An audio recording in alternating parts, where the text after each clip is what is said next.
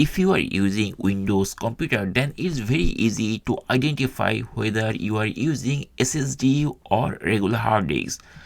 I plugged in two external hard disks, and also this laptop has an internal hard disk.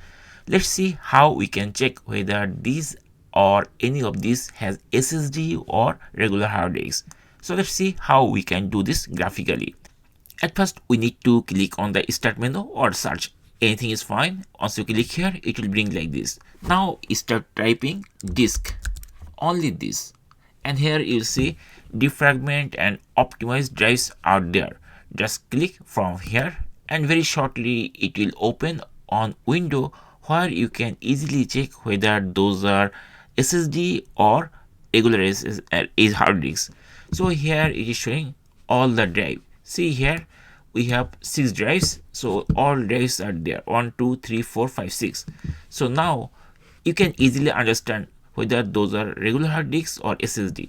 So for example, this is C drive, and here it is showing solid state drive. So only this drive has solid state and others are hard disks. So here you see this one solid state, this is not solid state, this is not SSD, these are regular hard disks, and also this is another hard disk.